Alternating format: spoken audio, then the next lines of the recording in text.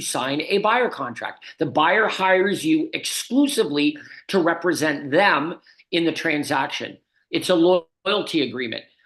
The next step was determining that we're going to negotiate a minimum fee regardless of what is being offered from the listing agent to the cooperating buyer's agent. And yeah, that's been years and years in the making. And the reason isn't because it's a problem everywhere, but there are some marketplaces where the only reason that agent was able to get the listing is because they did it for 3.5%, and they're offering a percentage to the cooperating broker. Now, some of you might be thinking, on my marketplace, that would never fly. Well, there are marketplaces where that was happening, and the top producing agent is, no, I'm not accepting 1%. I get paid 3% or 3.5% or 4% or whatever it might be. So that goes into the buyer contract, and it's negotiated from the proceeds of sale, negotiated from the seller.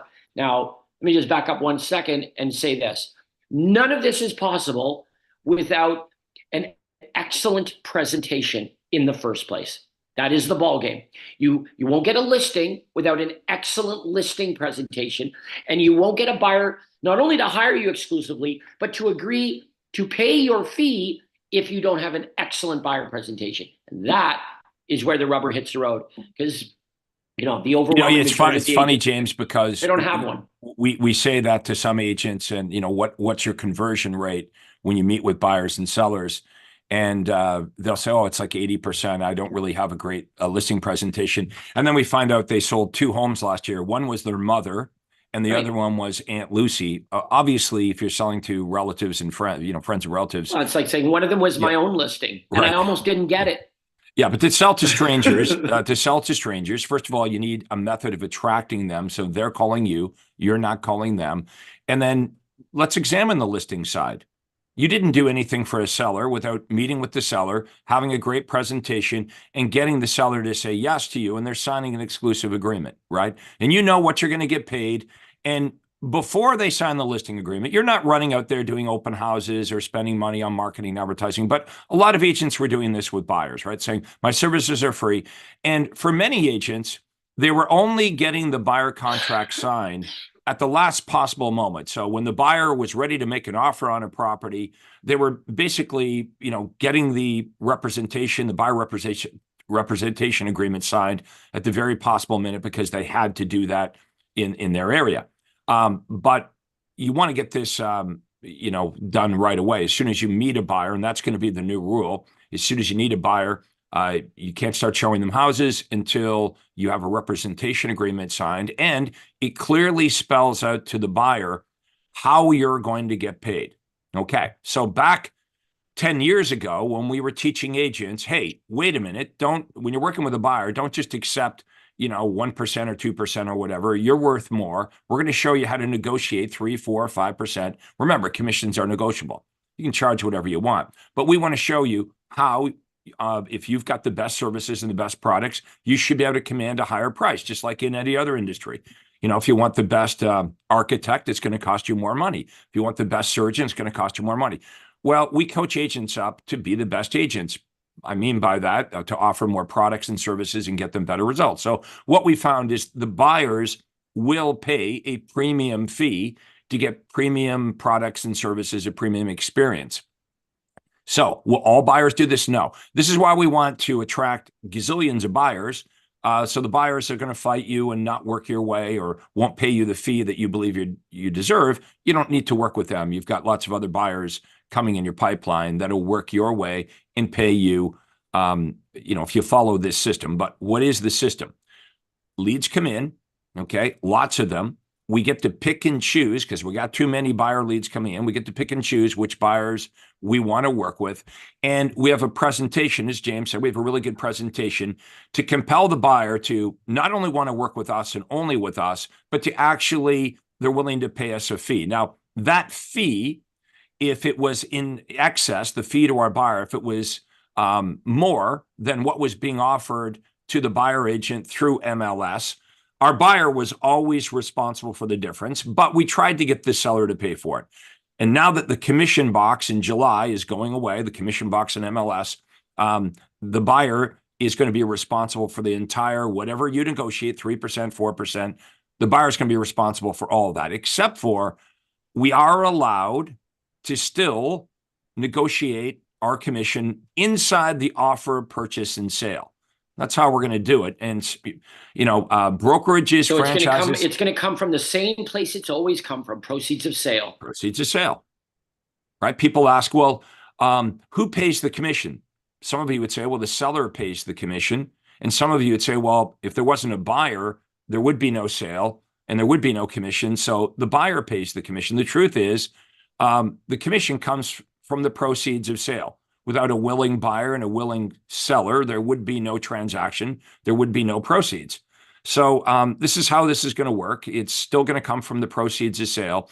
If you're coached up on how to do this, this is what you're going to be able to say to a buyer. My fee is, let's say, for example, 4%. And I know some of you are freaking out, oh, my buyers would never pay that. It's because you don't know how to do it. But let's say because we have literally hundreds of agents all over the United States and Canada doing this. So my fee, let's say, is 4%. Okay. Now, the buyer is ultimately responsible for this, but we say to the buyer, we're going to negotiate inside the offer, purchase, and sale that the seller of the home that you're buying is actually going to pay our fee as closing costs. Okay. Unless you want to write us a check for 30 or 40 grand or whatever, would you prefer us try to get the seller to pay for the fee? And of course they say, obviously, I would like the seller to try to get the seller to pay for it. So, James, this is going to thin the crowd in real estate. What do you think? Yeah, of course it's going to. And that is not a bad thing, is it, everybody? Like, no, we complained about this for years. Too many real estate agents. There's a glut of real estate agents, a whole bunch of people that aren't serious about their business. They're part-timers. They're selling 1 or 2 houses a year. Well, who do you think is going to be leaving? The top producing agents or the agents that are struggling, that are doing 0, 1, 2, 3 transactions? Obviously, it'll be the agents that are struggling. Yeah, I don't run into too many agents that suggest there aren't enough. We need more realtors. If only it was easier to get a real estate license and more. You don't hear that. It only goes one way, which is we've made it far too easy to get into real estate, but now it's going to be really easy to get out of real estate. And that's a good thing if you have the right strategies and skills. You are going to hit a gold mine. This is a massive opportunity because you know what isn't going to change? People having to move. People are going to move. They're going to move. They're going to, people are going to have job promotions. They're going to have growing families. They're going to downsize. They're going to get divorced. There are all kinds of reasons. And that will never change. The number of sales is going to be what it's going to be. But the number of realtors involved is going to shrink. And if you can figure this out, you can, it's just a massive opportunity, quite obviously. Yeah, whenever we have huge changes in the industry, we lose a lot of realtors who just don't keep up with the times.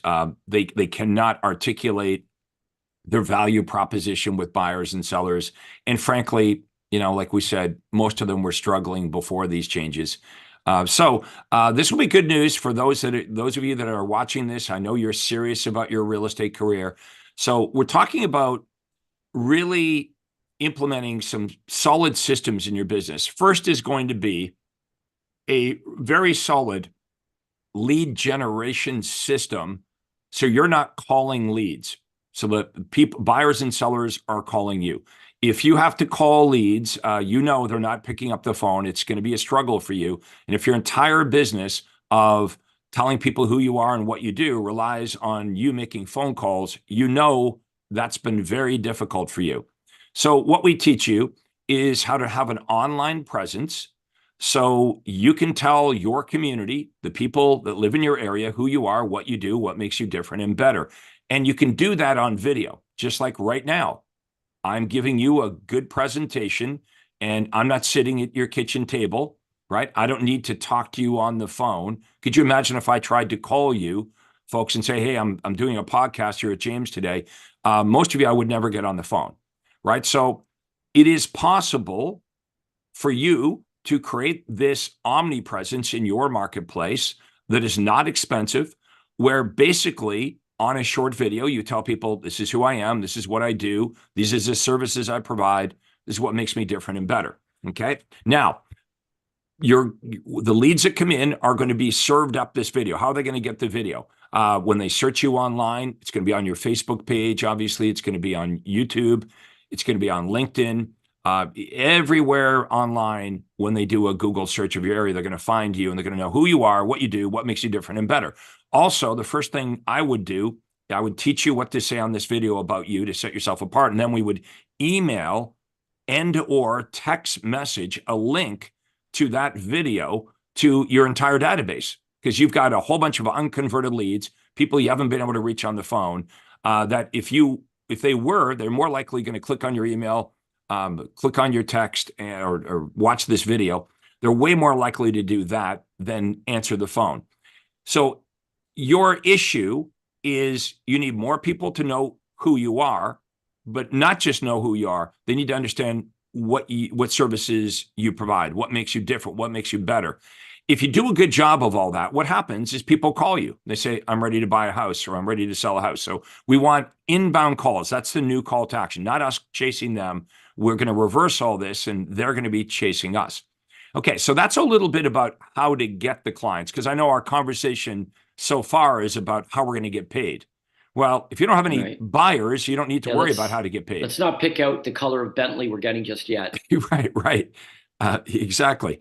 You don't start counting your money or thinking about what vacation you're going to go on until you figure out how the getting of the customers, right? So James and I are right now talking about the getting of the customers and the fact that you can't just rely on people you know if you want to have a good real estate business. And I'm going to let James give you a couple of analogies here. But James, you've heard that many real estate agents that we speak to, they're like, well, 80% of my business is referrals. And you find out, well, they sold 10 homes last year.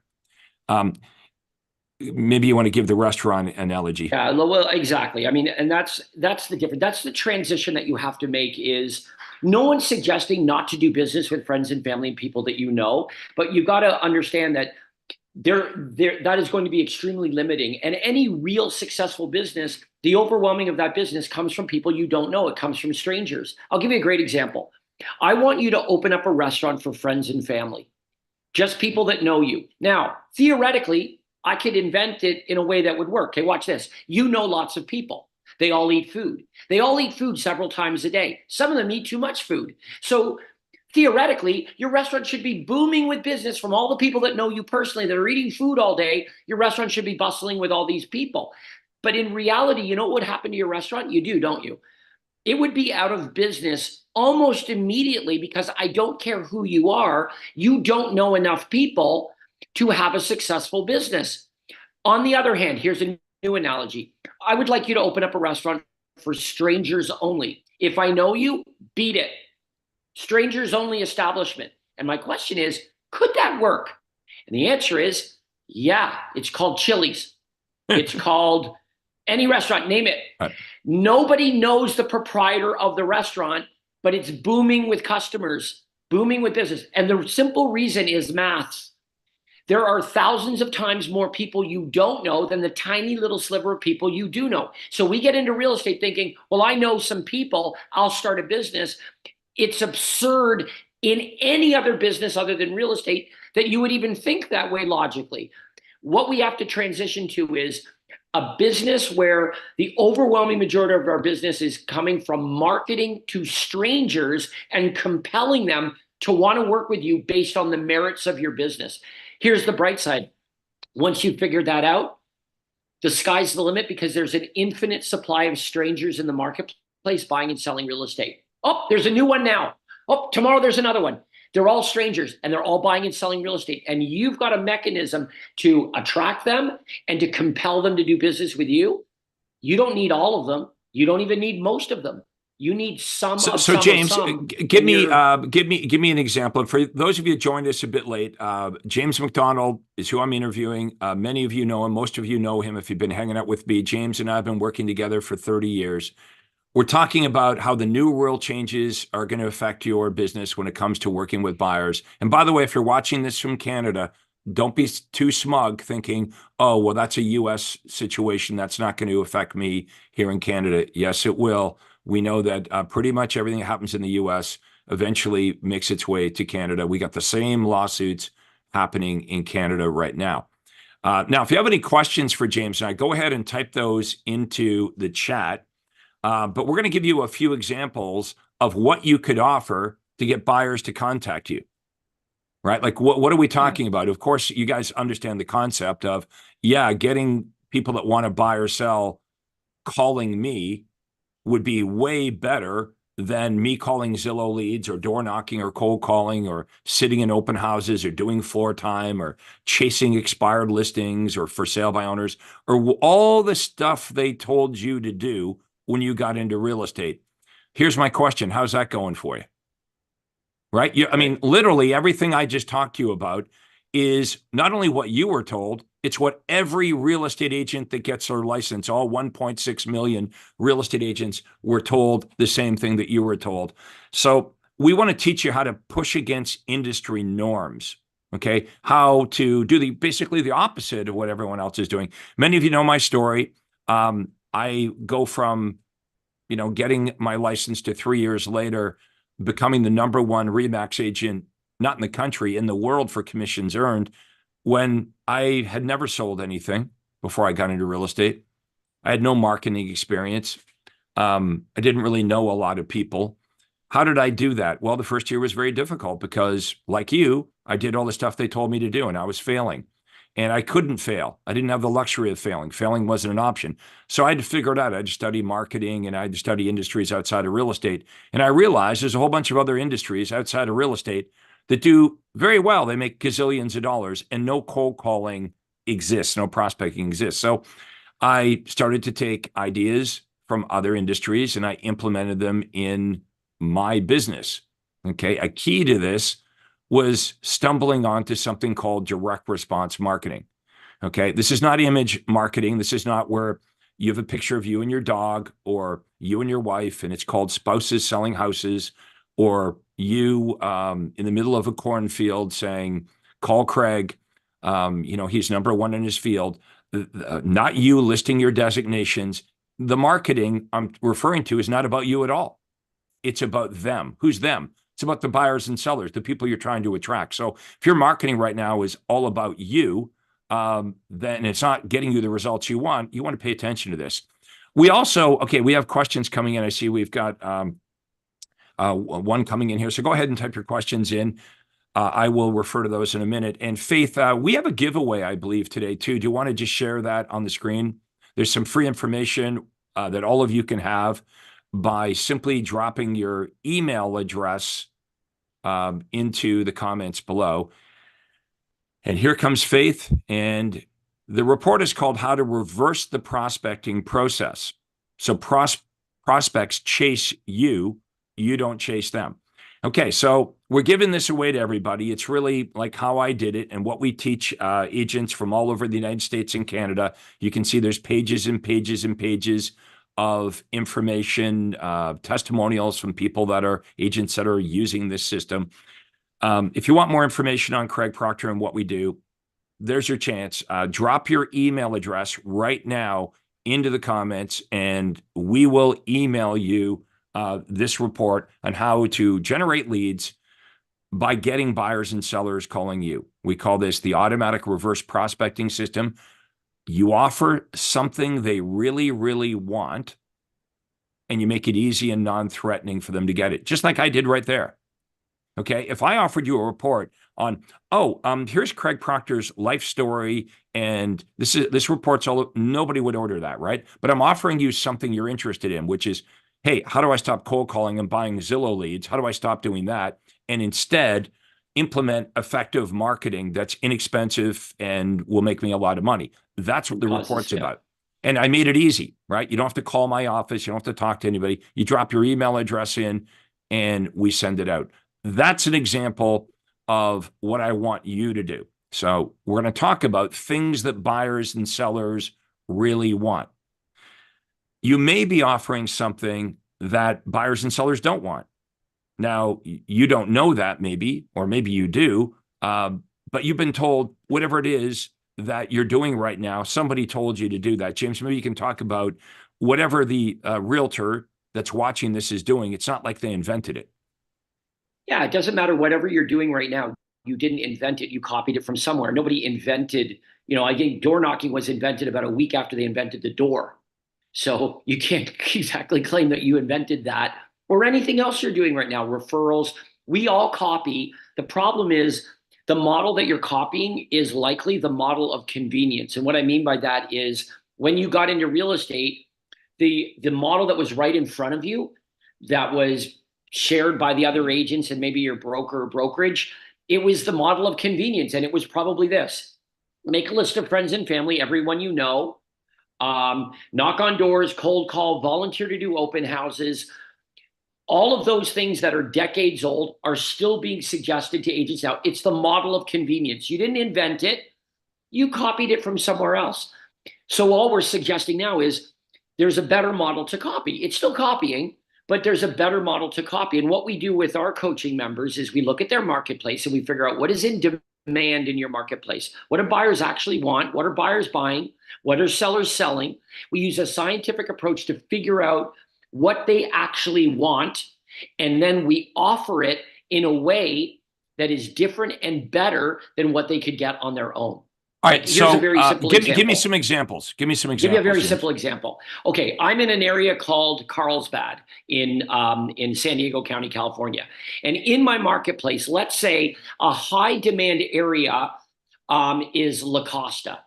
So I'm going to offer properties in La Costa, but here's the problem. I know it's a high demand area, but anybody could go on Zillow or anywhere on the internet and find properties in La Costa. But what if I did an offer that went something like this?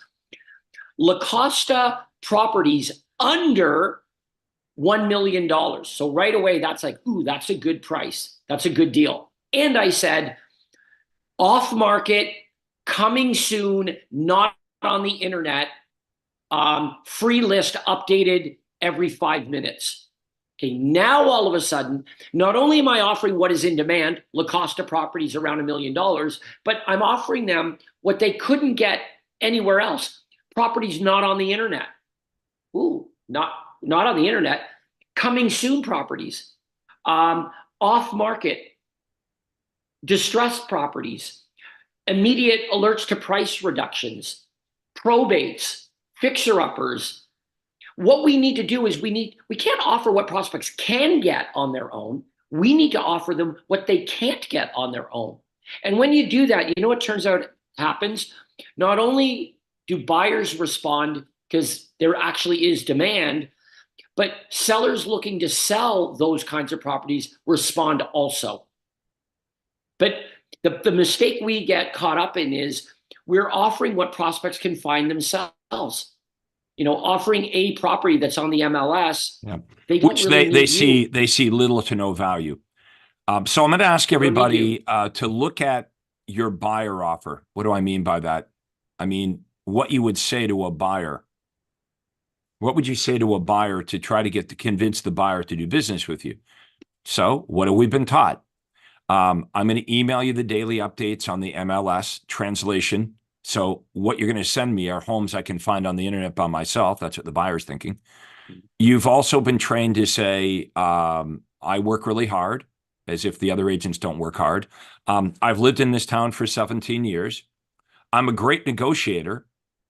And the buyer's like, well, hang on a minute. Now that I can go to Zillow or 18,000 other websites, and I can find out who the house is, who has the house listed, maybe that's my best route. Maybe I could negotiate a better price without having you, right? So they're thinking these thoughts.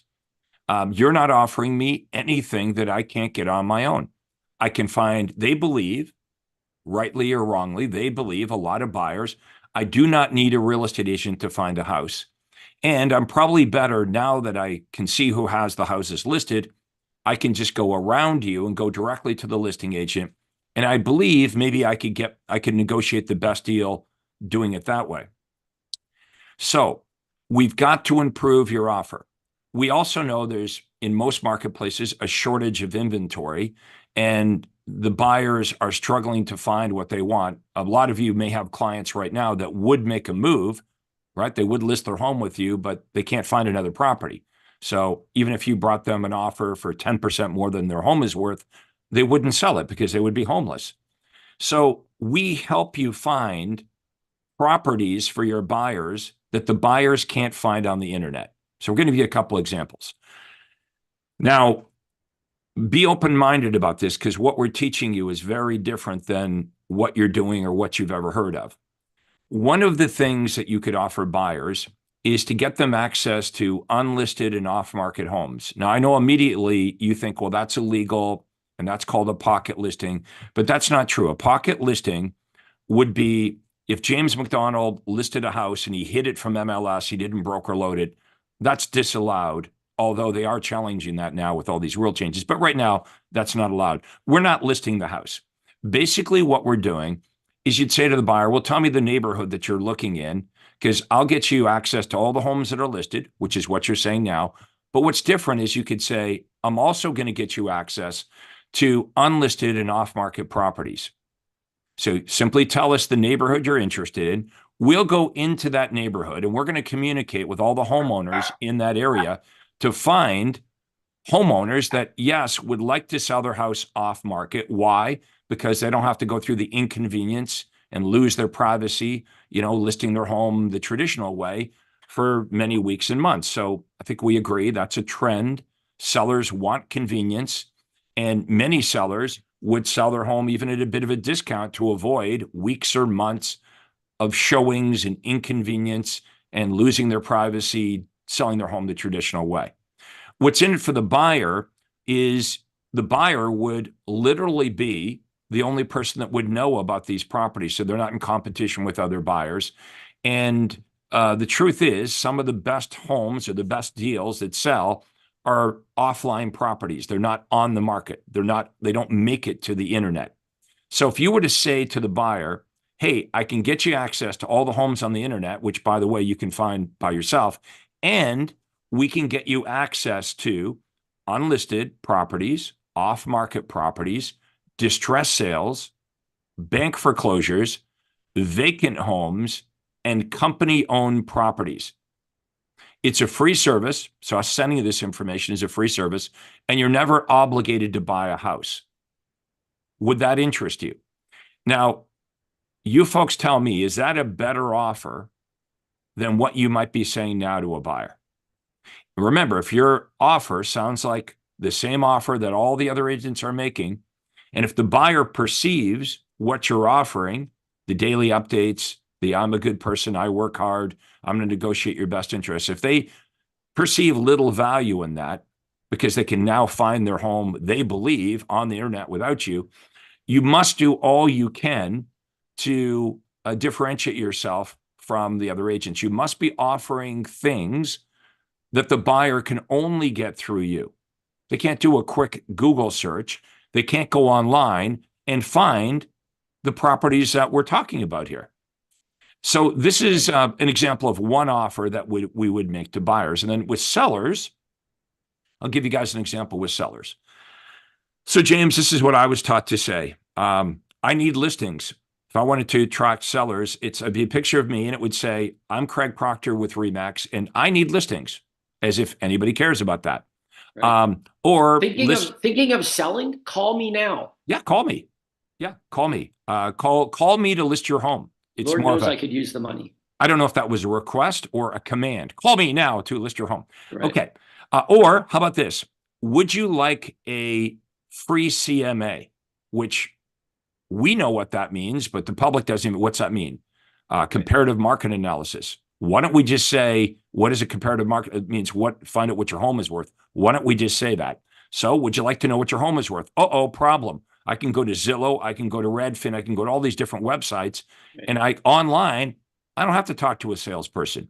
And I can get all these different opinions of what my house is worth. And by the way, if they go, James, if they go to 5 of these different websites, they get 5 different. Got 5 different prices. Right. Which price does the seller believe? The highest one, highest one, of course, the highest one. So rather than saying, I can, tell you what your house is worth, which again, the homeowners can find out that information online on these public sites. What if you said instead, I can help you determine what you're going to net in your pocket, which is something that most of you do anyway, right? If you met with a seller, you would look around at their house, you would go through all the comparable home sales, and then you would talk about what they're going to net in their pocket after their mortgage. They pay off their mortgage and mortgage penalties and their commission and stuff.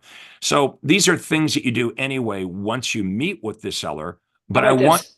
The least expensive things you should do to make your home worth more money in this turbulent market. exactly. Show me the seller that says, oh, I don't want to know how to make it worth more money. No, I wouldn't be interested in that.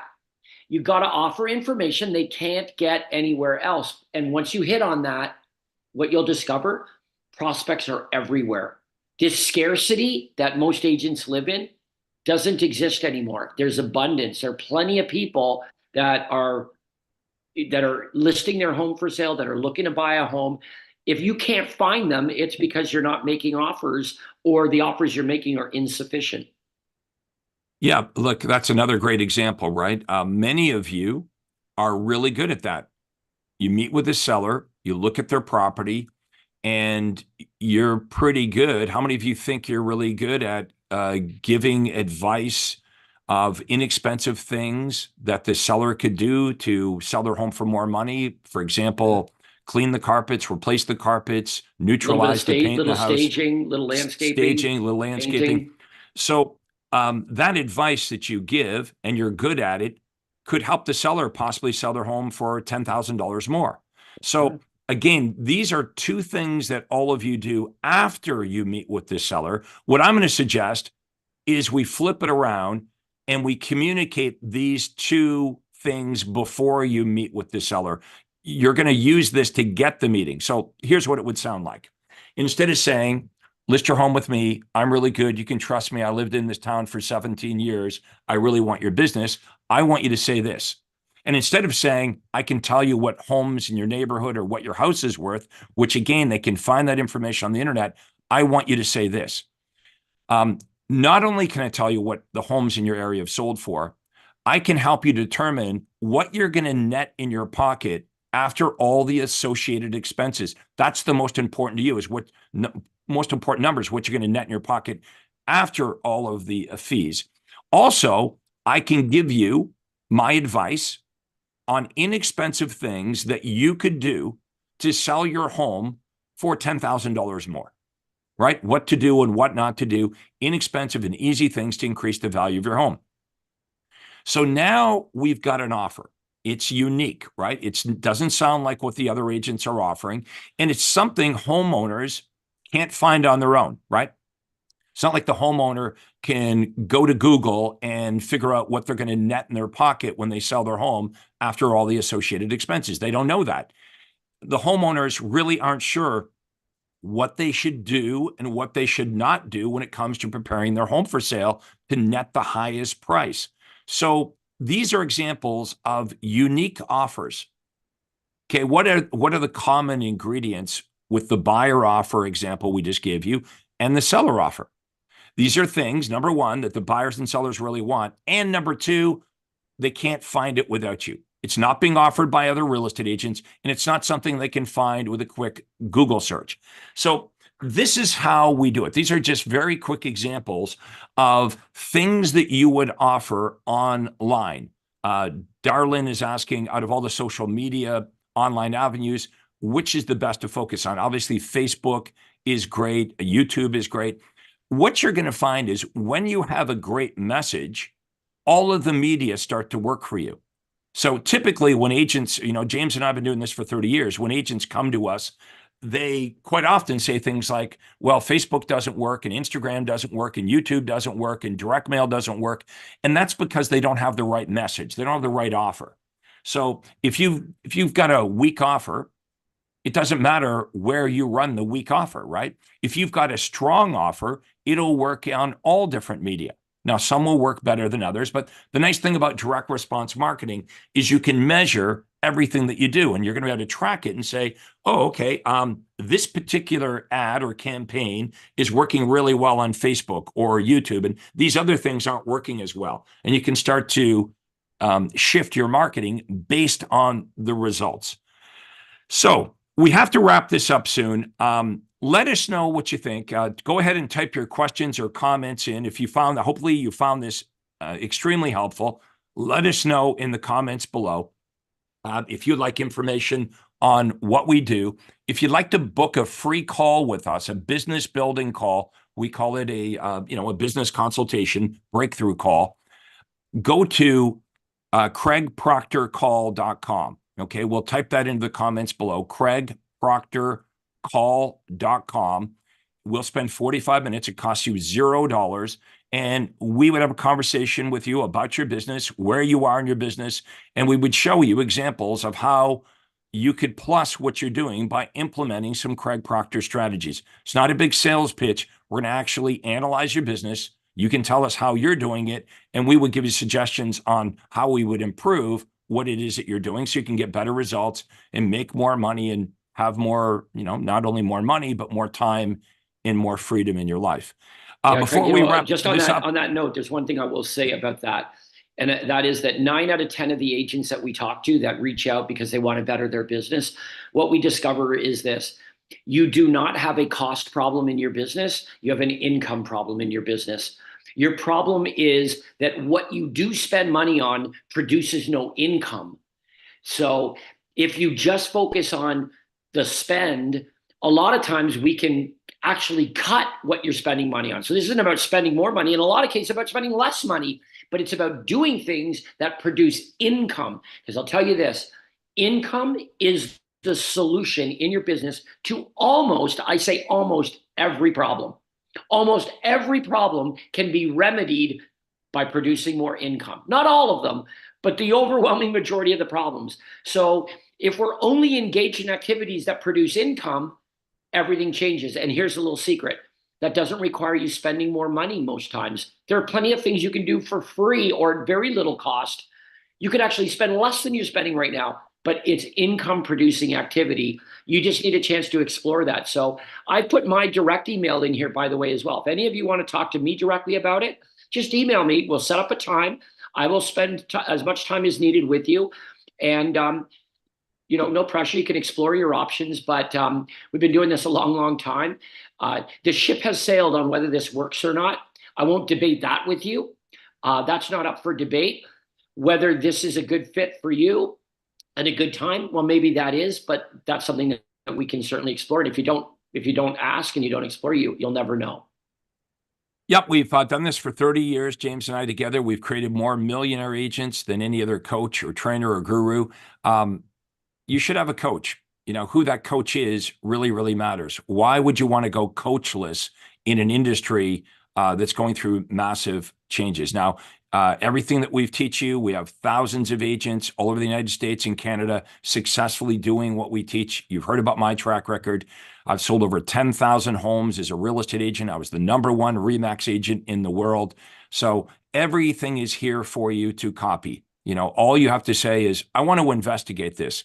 There's no downside at all to emailing James or booking your call. It's absolutely $0 to investigate this. If you're still watching this, it's a good sign, right? It means you're interested in a better approach. So I hope you guys truly enjoyed this. Let us know your any of your comments or questions. Go ahead and type them in. And James, thank you so much for doing this today. Yeah, thanks, everybody. Thanks for participating, everyone. And that was fun. Great. This is real estate coach Craig Proctor, and thank you so much for watching. We'll see you all next time. Take care.